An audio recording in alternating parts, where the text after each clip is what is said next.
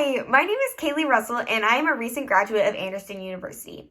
During my time at Anderson University, I majored in elementary education, Spanish, and had a minor in special education. Currently, I am licensed in elementary education and special education mild interventions K through 12.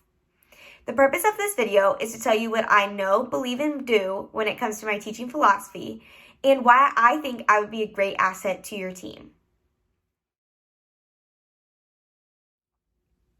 So, to begin, I'm going to talk about my experiences as a first grade tutor.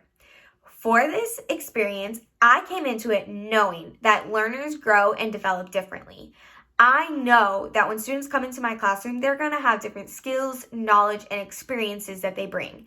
They are going to have different strengths and weaknesses. So because of this, I believe that I need to be providing differentiated instruction that meets my students at their individual present levels of performance. So, in my recent first grade tutoring, I was able to give a QRI assessment to my student.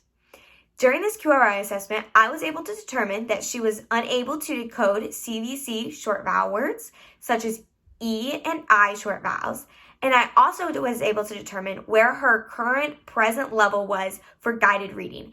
I determined that she was at a pre-primer beginning reader level and that her guided reading level was a B or a C. So from this, I was able to then provide instruction at her current level. I was able to give her books that were at the guided reading B and C level, and I was also able to work with her on CVC short vowel words that I knew she hadn't mastered. I know that I need to be creating a positive learning environment for my students. I believe that in order to create this environment, I need to be using a PBIS model within my classroom, and that I need to be modeling what collaboration looks like. Recently, I was able to teach 5th grade social studies. For this, I co-taught with 3 other people. We also taught virtually from Madison County Historical Society. For this, we created expectations and procedures that we expected our students to follow. We taught these at the beginning of the year by using examples, non-examples, and defining any of the big obligatory words that they may not have known. We then, as the semester went on, provided positive reinforcement whenever we saw someone following this expectation.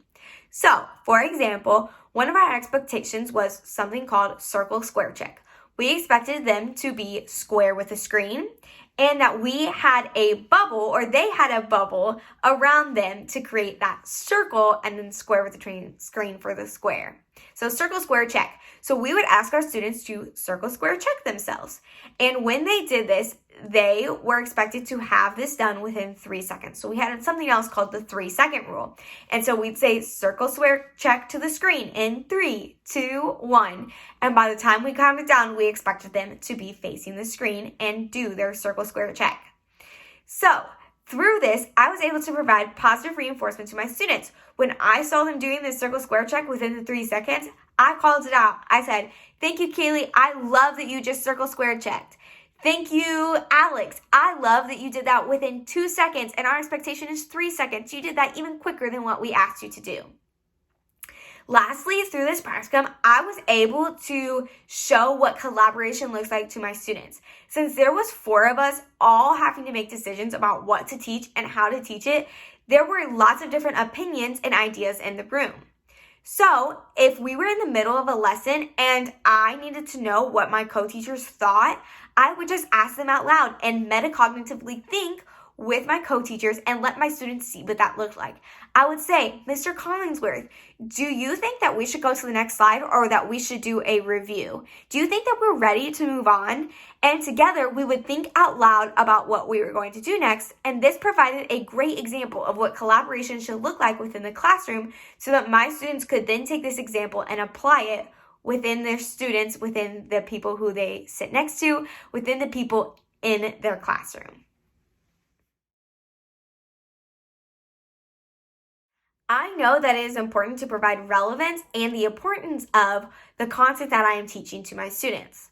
Because of this, I believe that I should have a relevance statement in each of my lessons. I should be providing a sentence for my students so that they understand why they need to know the content that I am teaching. I also need to provide opportunities for my students to take what we are learning and apply it to real-world application so that they are able to take what we are learning and apply it to any future endeavors that they might have. Recently, I had a student in my class who really loved skateboarding. We were working on talking about place value at the time, so I provided a video to him that was an interview of Tony Hawk. It just happened to be that in this interview, he talked about so many different numbers and they were all related to skateboarding. They were like 360-degree spin, 20-degree flip, those sorts of things. I then had him take these numbers that were in the video and apply it to place value. I had him take those numbers and put them in the place value chart. This helped to create relevance of the topic for him so that he was able to see how this could be applied to things that he's interested in and things he wants to do in the future. I know that it is important to create and monitor students' progress towards IEP goals, objectives, and state standards. I also know that I should be providing strategies to help my students meet these standards. So, I believe that I should be creating rigorous objectives and standards for my students to meet based on their present levels of performance. I also believe I should be providing multiple ways for my students to show mastery of these objectives. Lastly, I believe that these assessments that I am taking should be used to guide my instruction. Recently, I have had the experience of being able to teach in a 5th grade classroom, as I stated previously, teaching math. Through this, I was able to teach my students the CRAI method. This method is a method that they can take and use in multiple different math settings. This method we used through place value. At the beginning of the semester, I gave them a probe to determine where they were at with place value. I determined that they did not know how to provide a correct number in the tens place. They were providing a 10 instead of a 1 because they were thinking in their head of units instead of one whole rod. They were thinking of the 10 individual units. So through this, I was able to provide differentiated, individualized instruction for these students based on where their present levels were at. I then, throughout the semester, was able to give them formative assessments for them to be able to prove their knowledge. I also used cross-disciplinary skills so that they could write about what they decided to do in their math problem. So for example, I asked them to write, why did you use a rod? Why did you place a 0 in the tens column instead of a 1 in the tens column? Through this, they were able to use their skills that they learned in English language arts and apply them in math as well.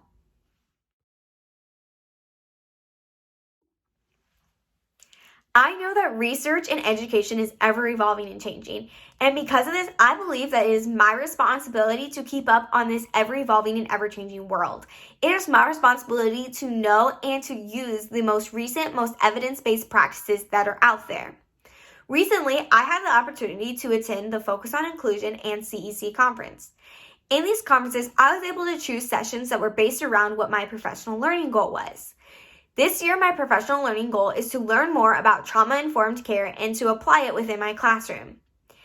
In these sessions, I learned a lot about trauma-informed care, and I learned how important it was to have meaningful relationships with your students. So, because of this, at the beginning of every class session, I have decided to do emotional check-ins with my students. Through this, I have been able to create meaningful connections with my students and to learn better where they are currently at so I can provide better supports to them within my classroom. I know that it is important to seek out leadership opportunities.